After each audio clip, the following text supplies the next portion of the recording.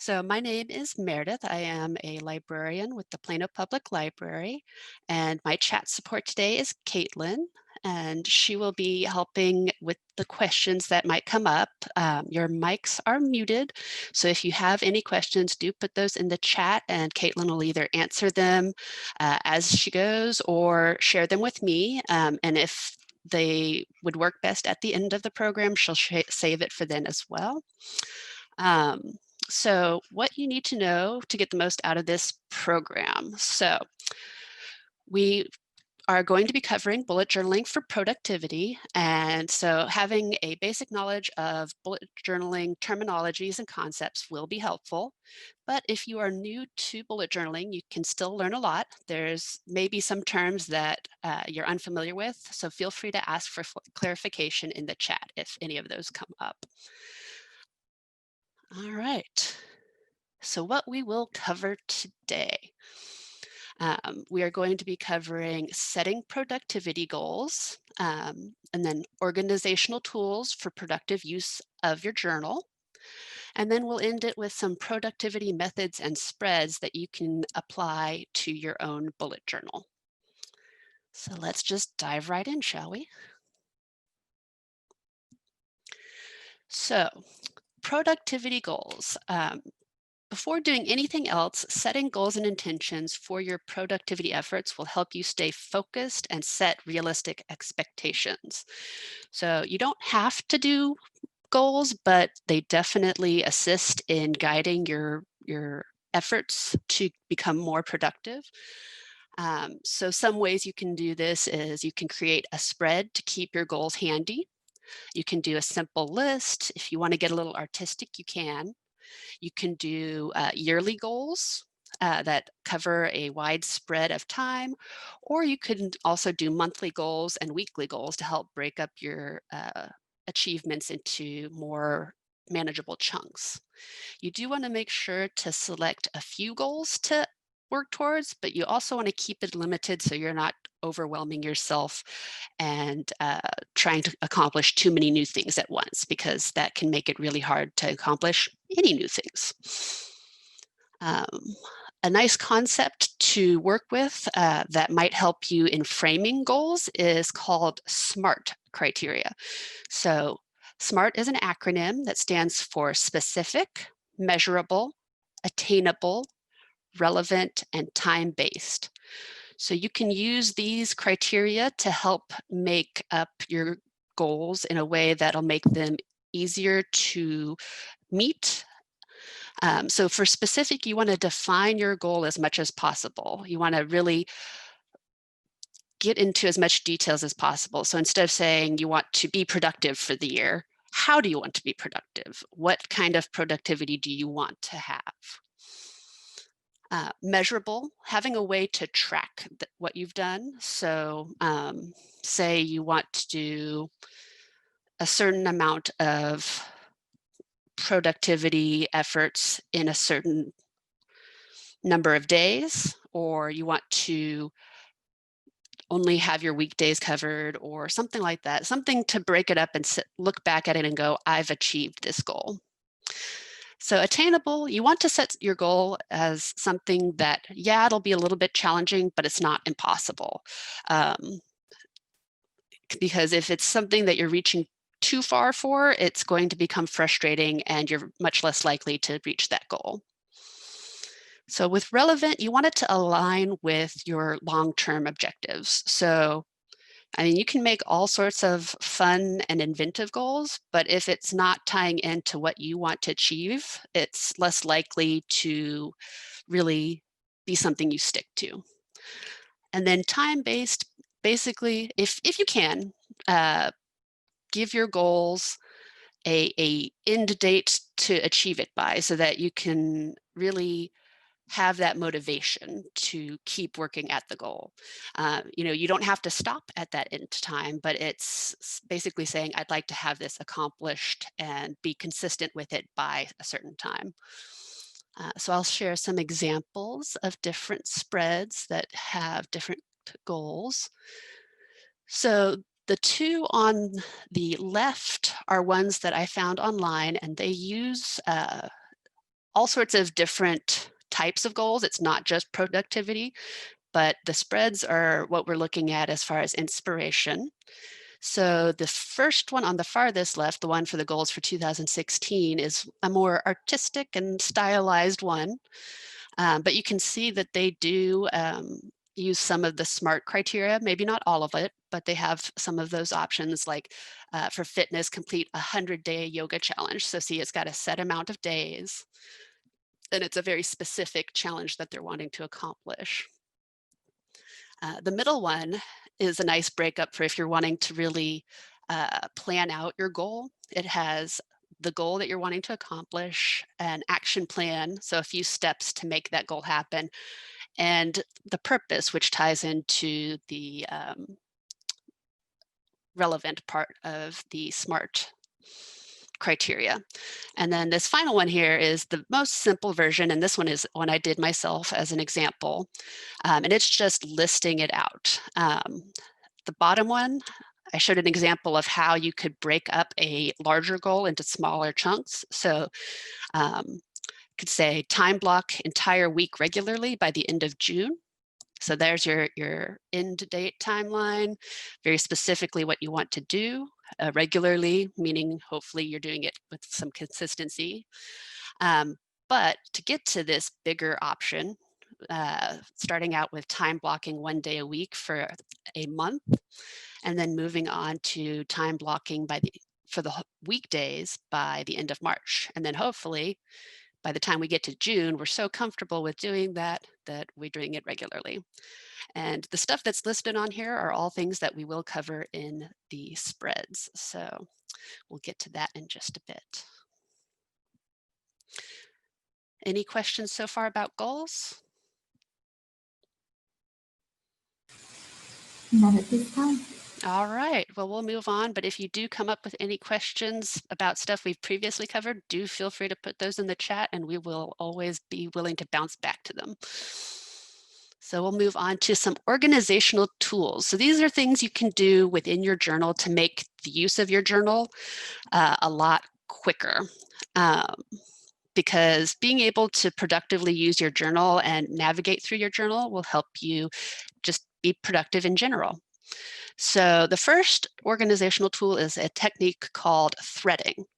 So this is really handy for collections that are spread throughout your journal. So a lot of times, like the daily logs that you'll do in your journal, you'll be chugging along and then you'll add a different spread in the middle and then you'll pick right back up. And so being able to move from one chunk of your collection to another chunk without having to flip back to the index and then flip to the next section is very helpful. And so you do that by simply referencing the page number for the new section on the old previous section.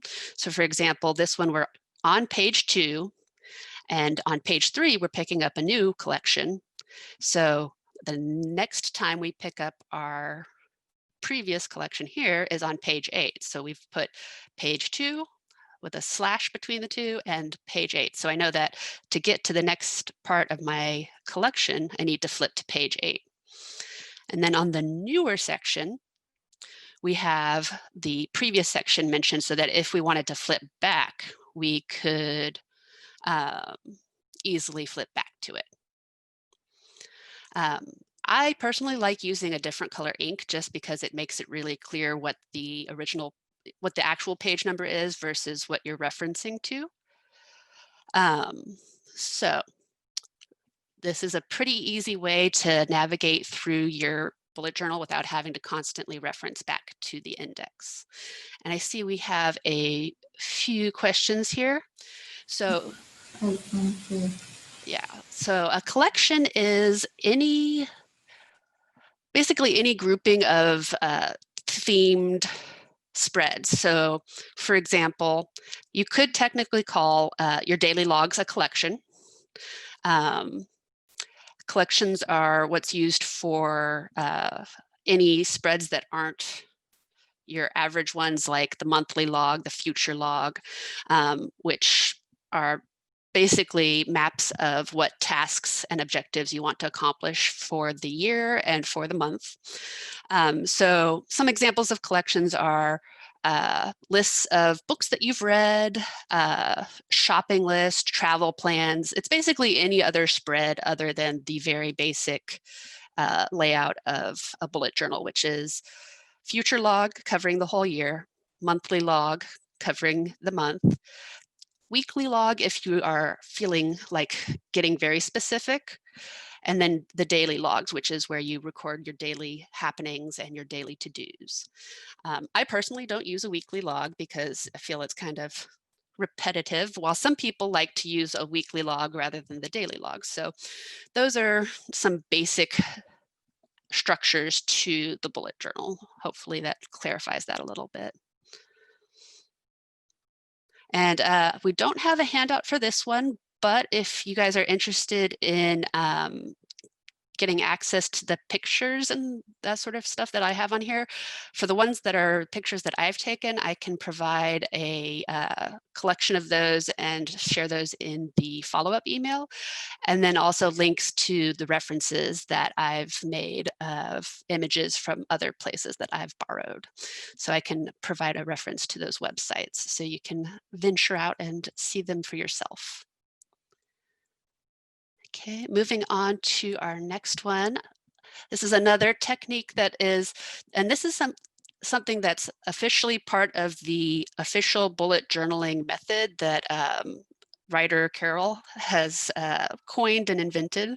So you can find both threading and nesting on his website under his Learn section. Nesting is just a very simple concept of breaking up larger tasks into smaller ones and then listing them underneath so that you accomplish the small ones before you move up to the big sections. And by the time you're all done with the smaller tasks, you've managed to accomplish your biggest objective. So I have an example here to the side of two different ways it's broken up. So the first one is kind of a more simplified nesting. It's just updating a car registration, and you've got 3 steps to accomplish that. You get your car inspected, pay online, and then you switch out the stickers. So as you go through these, you'd X off the ones that you accomplished, and then when all 3 are done, you X off the big one, and you're done. A little more complicated with a few more levels of nesting is organizing a birthday party. So for decorations, you'd have further nested in tasks that you need to accomplish. So far with the cake and the presents and the goodie bags. So you sort of slowly work your way up from the farthest nested in items to accomplishing the biggest objective. And you can also add notes using the little dash mark to indicate notes in your task to keep relevant information nearby. So for example, like the goodie bags, you need to buy the supplies, you need to assemble it, but 3 of those bags need to have no nuts because some of your guests are allergic to nuts. So, you can incorporate notes within your tasks so that you have all the relevant information available. All right, any questions? Okay with this point. Okay. So this one's a fun one, and again, very optional, but handy if you are a big fan of using a lot of symbols to help organize your information. It's a flip out key. So keys are what you create to note what the different symbols mean. So the basic ones are exampled on the left here. So you've got the dot for a task, an X for completed, either a slash or an arrow for migrated. And then you can get into some other ones that are handy.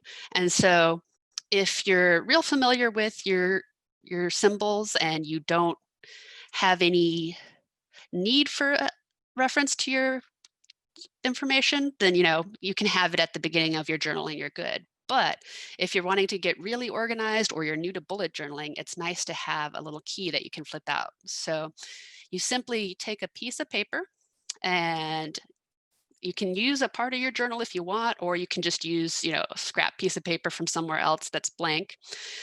Fold it so it's got a little bit of an edge, and you can either glue it or use washi tape to hold it into place on the cover of your journal. So the example in the middle here uses washi tape.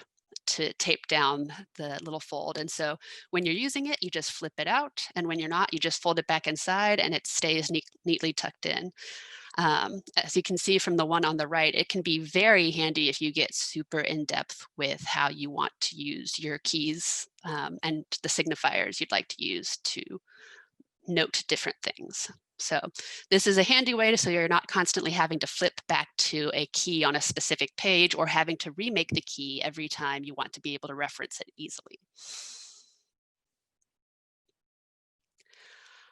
Section tabs, and this one was hard to demonstrate. I had hoped to do a little video demonstration, but I didn't have the text set up for that today, unfortunately. But I hope that the picture I did here gives you a nice example of what I'm talking about. So section tabs, you can use washi tape, sticky tabs, markers, or I've even seen those little dots, the little circle stickers used and folded over the edges to work as tabs as well.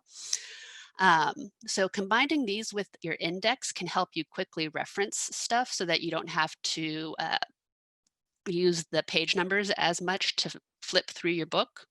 So for example, the top one, I used a marker along the edge for the 2021 goals. And you can see the first page here is that blue color.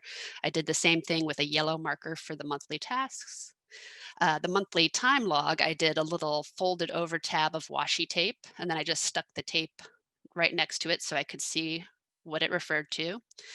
I used a clear sticky note tab for the next one so that you could still read the text, but it sat over the text nicely. And then the final one, I actually did the washi tape flush against the edge of the paper. And that one's a little harder to see, but it's not too bad. The tab and the sticky notes stick out a little more. So it kind of depends on how you want your bullet journal to work. If you don't mind having tabs sticking out, then by all means use the folded over method or the sticky note method, because those are really easy to find and you can grab a hold of them and just flip. But if you're wanting a more clean cut to your journal, the markers or using the flush up against the page washi tape are still very useful, because as you're flipping, you can clearly see where you're supposed to be going. And again, this is all just ways to time save in navigating your bullet journal. And this one's my personal favorite. I have yet to implement it myself, but I really want to. Using sticky notes within your bullet journals. So this is really handy for if you have temporary information or if you have to-do lists that you want to carry over from one day to the next, because you don't have to constantly rewrite those pieces of information. You can use it to reduce your spread preparation time. So the examples that I have here are two different ways of doing meal plans. And the nice thing is you'd only make this spread once. You wouldn't have to do a meal plan for every week. And the sticky notes, you just take them off when you're done and put new sticky notes in place. So it saves you a lot of effort of having to remake this same spread over and over again. It's also very handy for if you're wanting to have like a set amount of recipes that you cycle through, like this bottom example here. You see they color coded their different types of meats and different types of dishes, and they have a nice list that they can have right next to their meal prep available at all times instead of having to recreate it over and over again. So just a little time saver for that sort of thing. There's of course other ways you can use sticky notes, but this one was one of my favorites that I figured I'd share with y'all. Basically, any way that you have information that might change regularly, but the spread itself doesn't need to change, you can use this. All right. I guess before we get onto the actual methods, any other questions? None that have popped up yet. Okay. All right. So we're going to get into the spreads and organizational methods. So the first one is kind of a self-assessing way of looking at how you spend your time. So it's called a time log. So it lets you keep track of your current time use, which you then will map out Um, you can do it for as much time as you want. I have an example of a month here, but if you wanted to look at just a week, you could do that as well, to kind of figure out where your time is going. And then after you do that, you want to map out an ideal time use and make adjustments to meet that ideal time. So it's just a simple grid. You can put your time at the top or the bottom, depending on how many squares you have in your bullet journal. You can do a whole 24 hours and really show the extent of time that you sleep versus work versus, work on chores. Um, the important thing with this sort of spread is in the key, you want to be as specific as is useful to you, so that you can really see what time is going where. So for me, this example here, my big important question was, where am I losing time that isn't important? So I have an area called time sink, which covers TV, surfing the internet, stuff that's not productive. And I can see where I'm using that time. And this time sink isn't something that I plan to get rid of entirely, but if it's something that I want to reduce, I can see where it is that I can reduce that time.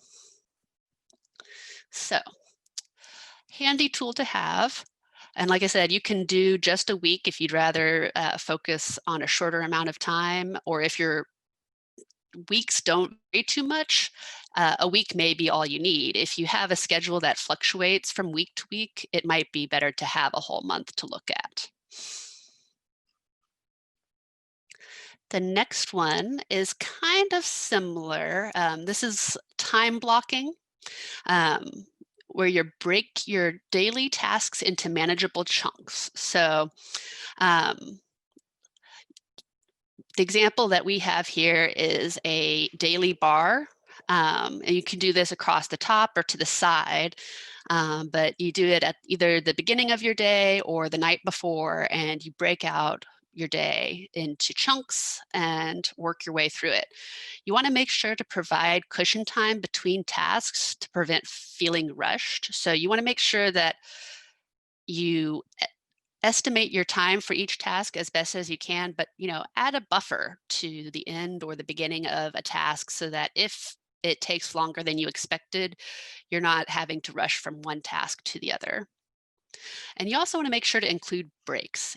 We're not all machines. We can't work 24/7 nonstop. So include some breaks in there so that you have time to really let your brain reset and new ideas to flourish, new information to integrate into your brain. Breaks are very important. And this example here I used very, very basic, but you could use colors, you could use whatever you'd like to mark out your time. Um, I also, because my example bullet journal that I use does not have a whole lot of grid space, I did a half-hour chunk. So you have uh, 2 squares per hour to break it up into half hours. Most regular bullet journals will have enough that you could, if you wanted to, do 15-minute chunks. So if you really want to get into very specific time allotment and really break it down more, you can do that. Or you can just, draw a halfway line between your square and call that a 15-minute mark. So it just depends on how much you want to spread it out, how much space you want to fit it into. For this one, it would take up a whole page. So you'd have a whole day on a single page. I've seen some really neat ones that work across the top so that you could fit multiple days onto a page very easily. Another option for time blocking also, if you're wanting to do a little bit more of a big picture uh, view of things, is to time block for the entire week. So this is an example I found off of the internet. And she's time blocked herself here for her entire week. And you can see she colors in the days that have happened already, whereas the ones that are yet to come are just highlighted in the color. And the colors coding really helps, look at a glance and see where the free time is, where the work time is, and that sort of thing. So, and this one here is a clear example of using productivity methods for both work and home stuff. For me, I typically use my bullet journaling for home related stuff, but you can also have a bullet journal set up for just work related stuff. So it's really how you want to approach using the bullet journal, or you can put them both together like they've got here. Any questions so far?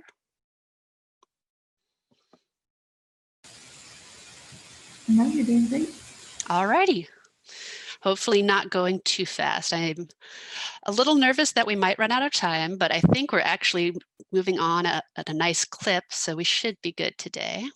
Our next one is called task batching and a slightly related concept, daily themes. So task batching is when you bundle up similar tasks together to increase your efficiency. So in our example here, they've got home tasks, errands, stuff related to posting on the internet, administrative stuff, graphics stuff, photography. And this is an example from somebody who obviously does blogging as a job. So you can see that, their task batches are very specific to what they're doing. And they've got each task in that specific little batch. And then you can do daily themes, which takes those batches and spreads them across the week, where you focus on one batch a day. So the bottom example here is an example of that daily theme setup. Now, batches don't have to be done in a daily theme style. You could use the batches to spread the work out throughout the day. So if you're the type of person who doesn't want to specifically say, I'm working on exactly this task at this time, instead you could say, I'm going to work on home stuff at this time. I'm going to work on errands at this time. I'm going to work on my, you know, photography stuff at this time. And that way, it gives you a little flexibility to work on a specific type of task without pinning you down to a exact task. Some people that works very well for. And the nice thing about doing batches is because they are similar tasks, you're probably going to have an easier time shifting from one task to the other. So if you get done with a single task and are still in that batch time frame, then it's a lot easier to shift on to the next task. You don't have to completely change gears to a different mindset approach.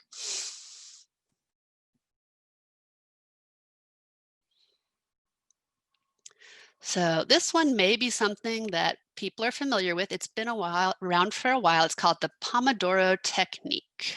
And so the method behind this, which is technically outside of bullet journaling, but can be applied to bullet journaling very easily, is you pick a task and you set a timer. And the reason this is called Pomodoro Technique, which is, I believe, Italian for uh, tomato, is because the original creator of this technique used a little tomato kitchen timer, like the kind you wind up and let go. But you can use any kind of timer you want. Get digital and use your phone, use your watch, whatever. So you set your timer for 25 minutes of uninterrupted work. So this is considered a Pomodoro. And then after those 25 minutes, you take a small break. It can be 5, 10 minutes, maybe 15 if you need to take a little walk, but something to let your brain reset after intense and uninterrupted work. And then every 4 Pomodoros, you take a longer break of 20 to 30 minutes to really give yourself some time to reset and keep that brain juice flowing, as it were. You can keep track of your Pomodoros per task to improve your time estimation for task completion. So basically, as you go, keeping track of how many Pomodoros each task takes over time will help you build a better understanding of how much time tasks take. And so you can much more easily allot time for those tasks. It's a kind of a practice that helps you improve towards being more efficient. So applying this to bullet journaling, So you can go really, really simple with this. My example here, I used squares to mark out. And so for this one, this is a simple daily spread of with 3 tasks that I needed to do. And the black squares are how much time I expected it to take. And I filled it in. So the first one, I actually ended up getting done sooner. It took me only 2.5 Pomodoros instead of the 4 that I was expecting. The second one took exactly the amount I was expecting. And then on the third one, because I used a different color to make it easy to see, you can see it took me actually an extra Pomodoro to accomplish this task. And you can keep it really simple like this, or you can get a little more artistic. On the right over here, I've got an example from a blog where they share a lot of really great ideas. And for her, each task has a little star to kind of be a constellation. And on the tasks where she felt she needed to use the Pomodoro technique, she added additional stars that don't have any information to show how many Pomodoros it took to accomplish the main task there. So on this one, she didn't use the Pomodoro on too many tasks, just 2. So there's the one here that took 3 Pomodoros and one that took only 1 to accomplish it. So you can get very creative with how you do it. But the important part is to be able to really see how much time it ended up taking for the task so that you can use that to help inform you for future tasks. Okay, any questions? Not yet. Okay. Everyone should still feel free to ask more questions. Sorry, what was that? I was just saying, but don't be afraid to send me your questions. Yeah. All right. Well, and if we get done early, I can answer some basic bullet journaling questions if people have any of those, and we can work through that a little bit as well. Um, So I've also got a productivity spread here. This one is, what can I do in blank minutes? So this one is kind of a nice little catch-all for small tasks that you can easily do in between bigger ones that happen to come up. So like if you've allotted yourself a certain amount of time and you find that you get done early and you've got 5 minutes free, you could plop one of these little easy quick tasks in there and accomplish it. Or if say, every morning you get up, you have 15 minutes free time before you have to run out the door, you could do one of these quick tasks. And it helps get some of the smaller things out of the way so that you don't have to worry about them. So you can create a simple list. Again, you can get artistic if you want to. My example here is just very basic. I did get a little artsy with the different headers for each time, but other than that, simple checklist. You can pick a small chunk of time, or if you wanted to get several chunks, like I did here, we've got 5, 10, and 15 minutes. And then you list all the tasks that require only that set amount of time to complete. And so this makes a nice little quick reference for, oh, look, I've got that spare time. Let's do something. Um, Very handy. And again, you could make the tasks all work specific, or like in this example here, I've got work combined with home tasks. It's kind of whatever you'd like to do there. And I believe this is the last example I have. There's a ton of other productivity methods out there. Um, or you can do any combination of what you've seen today or what you find out there. So here's an example. This one's really neat. They've combined, not only do they have the Pomodoros here, the lovely little circles that you see, but they've also got the daily bar at the top here, and they've batched their tasks up into specific groups. And so the day is broken up into those batches, and you can easily reference any of the tasks that need to be done. So this is 3 of our methods wrapped into one daily spread. And it's nice, it's neat, it's simple, um, but it's also easy to see where the time goes and how it's spent.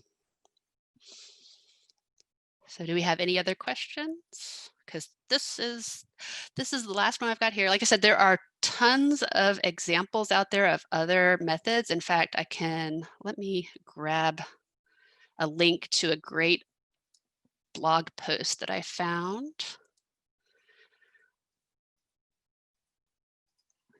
Bring it up here. So this blog post has explanations of many different ways of organizing your time and using productivity. It includes the Pomodoro Technique, as well as some other stuff that I think we covered today. So it's from I believe it's called the Doist is the blog. And it's got the ultimate guide to personal productivity methods, and they really break down all of the different stuff that you could look at. It covers the SMART method, the Pomodoro technique. One that I was going to add, and I guess I should have because we've got some time, is the Eisenhower Matrix. And in fact, let me bring that up real quick just to share it, because it's such a great way to look at tasks that you have to accomplish. So I'm going to switch over to the website real quick and share that.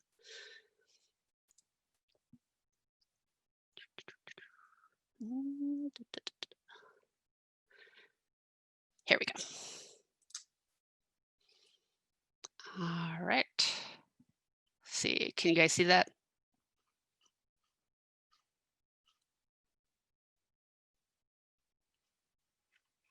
I'm hoping it shared it properly.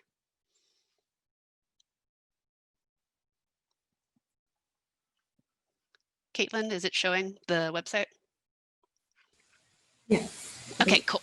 All right, so this is the website I just shared in the chat. And so the Eisenhower Matrix is a visual way of breaking up your tasks. So you create a graph. So on the bottom of the graph, you have the urgency with least urgent at the far left corner and most urgent at the far right. And then importance. So you've got your time versus is this a big thing, or is this just, something I want to do? With the least important down at the bottom and the most important at the top. And so you break it up like that, and you make a little grid of tasks. So the top one is the most important, but the least urgent. And you decide when you'll do it. You have time, you can schedule it. It's not super important to do it right away. You have your very important, and super urgent. You do those immediately. And then you have the urgent but not important. You can delegate to somebody else. And then not important and not urgent. You can either do it later or not do it at all. If it's really not that important and doesn't need to be done, maybe it doesn't need to be done at all. So you can break up all of these into all of your tasks into these 4 squares to figure out how to approach your tasks.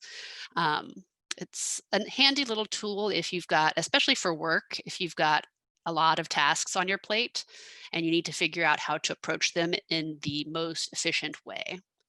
So as I said, with this website, there's a lot of options of different stuff that some of it we covered, like the time blocking, the SMART method, but there's some other ideas on here that you might find very useful for adapting to a bullet journal. And this one works really well for a bullet journal because of its grid-like setup. It works very nicely, and you can even add some artistic flourishes to it if you'd like. All right, do we have any more questions? We've had a question about where a good selection of journals may be, and I've listed a couple in the chat, but I think it does depend on what style of bullet journaling you're wanting to do. Absolutely. Yeah, bullet journaling, the thing about bullet journaling is if you're wanting to do the most basic, simplest method of bullet journaling, if you're wanting to really bare bones basic journal, um, it doesn't matter what journal you use. You could use even a spiral notebook that you have laying around from your days in school. But if you're wanting to get a little more artistic with your stuff, then you'll want to have thicker paper that can withstand markers or even artistic supplies like paints, because I've seen some people get really artistic with these things.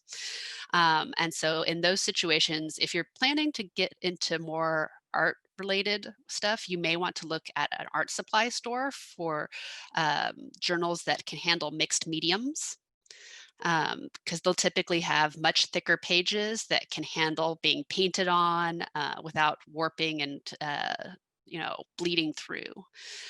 But there are also some very great websites that sell journals. They're specifically designed for bullet journaling.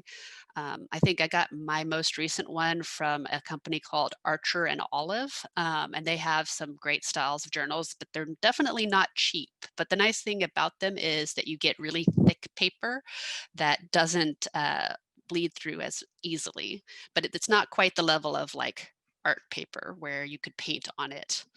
Though I've seen some people do it. They find ways to hold the paper down and get it to not warp too much, but I've not been that bold to try that. But if you're looking for just basic bullet journaling, office supply stores work. Amazon is, of course, always a great place to check out. Um, it like Caitlin says, it really does depend on what you're wanting to do. If you're wanting to have the bullet grid, like you see on the examples in the PowerPoint, then those are going to be more often found in office supply stores or uh, uh, specific websites that focus on bullet journaling. Um, More often, you tend to find lined paper or blank paper in other types of stores, but because bullet journaling has been getting very popular, there are more options for it available in your average stores like Barnes and Noble and Target and Hobby Lobby and that sort of stuff. So, yeah, any other questions? Because we are getting near the end of our time. I can answer any ones that have to do with basic bullet journaling concepts, whatever you might have.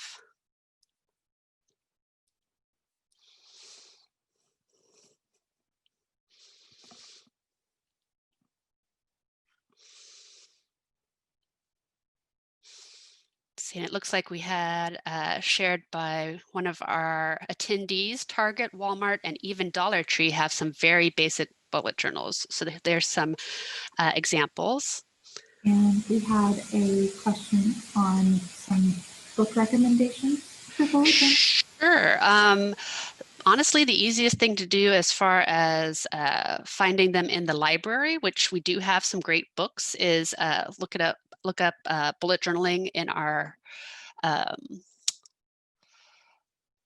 catalog. In fact, let me pull up and I can show you some of the ones that I used when I was learning about bullet journaling. I've been journaling for about a year now, so I'm still learning stuff myself, but it's been a fun ride. So let me pull that up. Let's see, because these will have all the ones I want to reference to.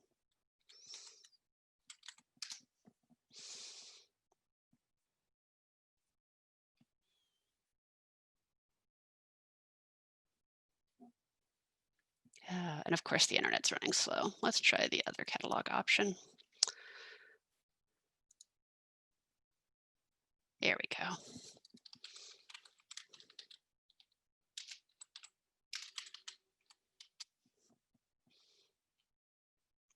Eh, it would help to spell journal correctly.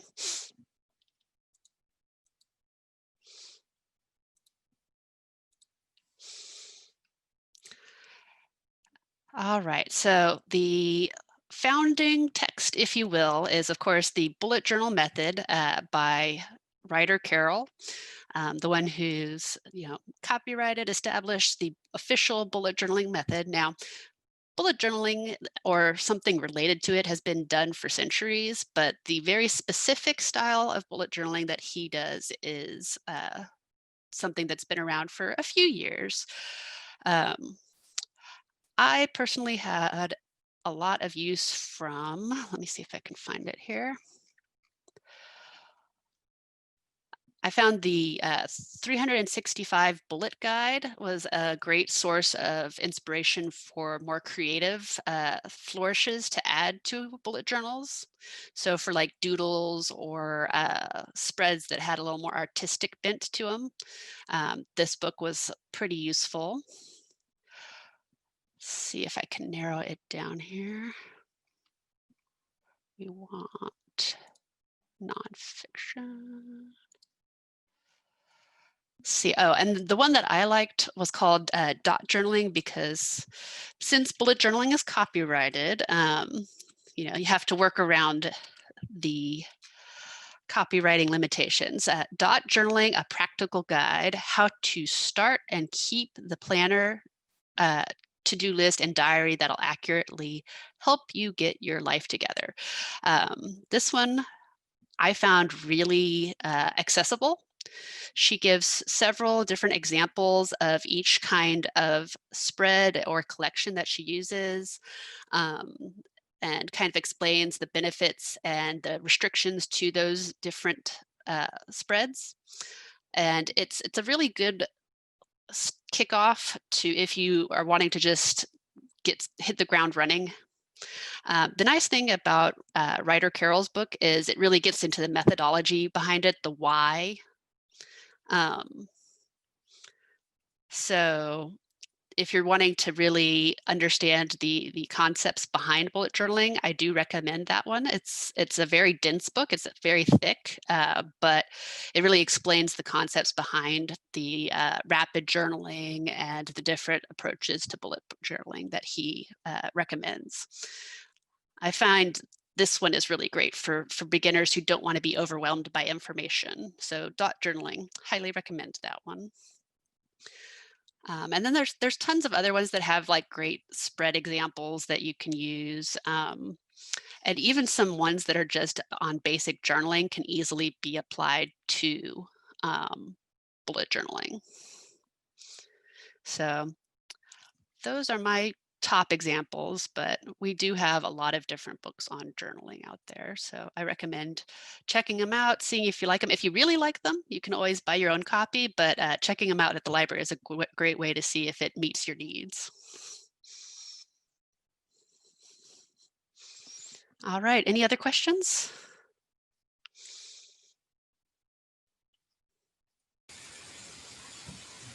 No, think you're good.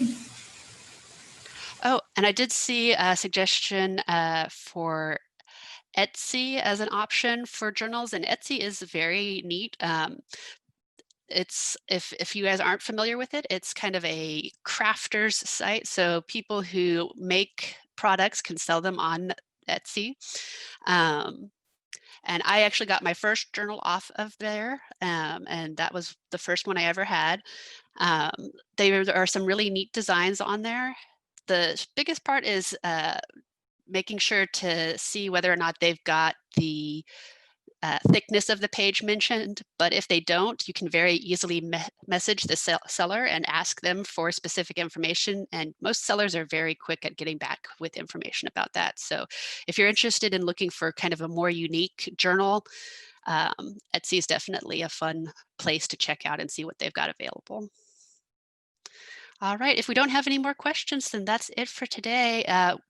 There should be a survey that pops up when you leave for today. If not, it'll be included in the follow-up. So do let us know what you thought of today's class, if there's anything you'd like to see added, if there's anything you'd like to actually see as a separate class, let us know because we can work towards making that happen. So thank you all again for joining us.